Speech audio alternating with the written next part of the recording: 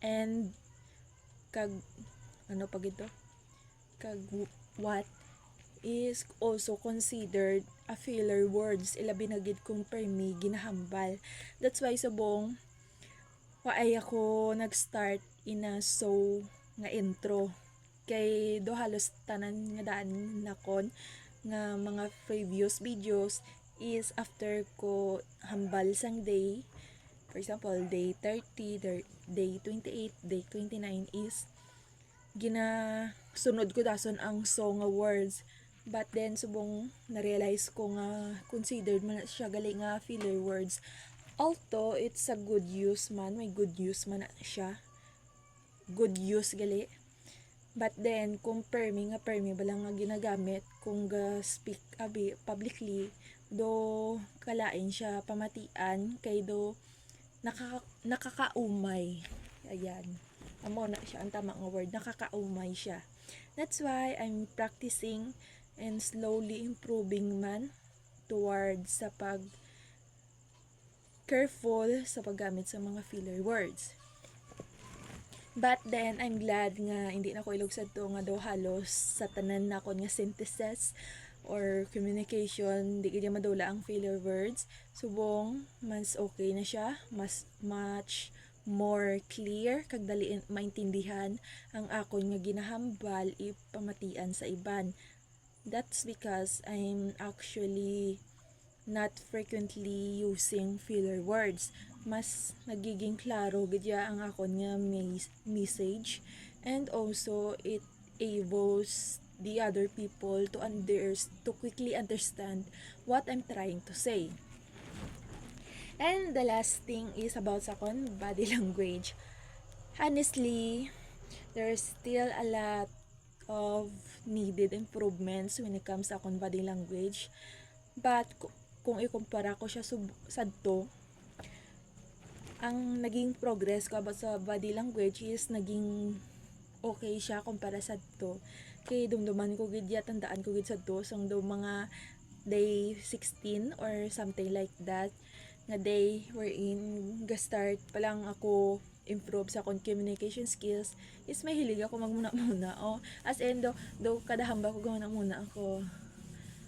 Pero subong I'm glad nga I'm able to control it.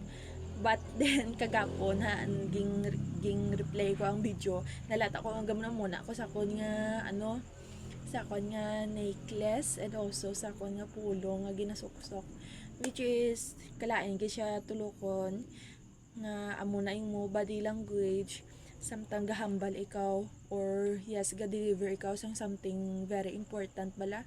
Kaya akong ginawakal nga dang kagabi is very important kay siya. And kalain kung gahambal ka sa importante tapos imo body language is layo-layo sa imo ginobra. That's why subong I'm able nga dapat kontrolon gid akong kamot kung sa di siya nga dapat makadto. If wala ko may ginasinyas, dapat siguro kung may bulsa ako, wala gid kuya kabalo ko kung paano ko siya taguon. Kay kalain nga daan kung straight ko lang nga munihon siguro munihon ko na lang guro kung wala ko may ginawakal ari munahon ko na lang guro samtang ga-report ako kay para hindi siya awkward tulokon.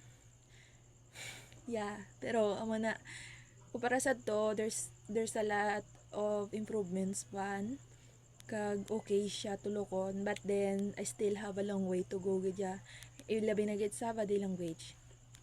And also one thing ang naging improvements ko man throughout the months, throughout sa 1 month of improving my communication skills is ako nga eye contact. Sadto ko sa diin lang ko gitulok ako dire.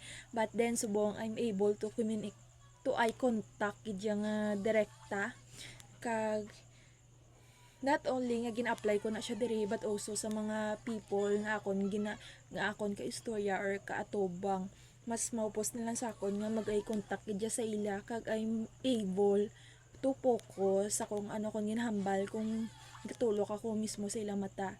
And that's why isa na sa mga biggest achievements ko kay because sa to kung magstorya ko tapos needed balasang eye contact, medyo na-awkwardan ako kay hindi ko nga daan sanay nga amo na ga eye contact kanay bala siguro bangod insecure ako or na anxiety lang, that's why I'm scared to make an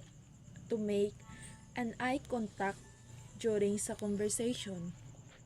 But subong, I'm able to do it, which is something that I'm very proud of man, kaya amo na siya nga daan ang isa sa mga bagay sadto nga ma-consider ko gid nga daw weakness ko. But then I overcome it. But still, I have a long way to go to really improve and yes, improve more effectively and efficiently ang akon nga eye contact skills. Overall, amo na siyang recap sa akon nga naging improvements about sa communication skills kag the way ako maghambal sa kadugay. I'm also able to do that kay kumpara sadto do mga 10 minutes lang ba ako do kaya nga time duration kung mag storya ako dire-diretso kay once nga matapos ang 10 minutes do gapaos ako to the point nga do nadudlaan ako boses. But subong I'm able to do it a bit more. Gaabot pa ganyan ko almost 30 minutes nga dire-diretsohan na lang nga winakal, which is a big improvement man sa akon.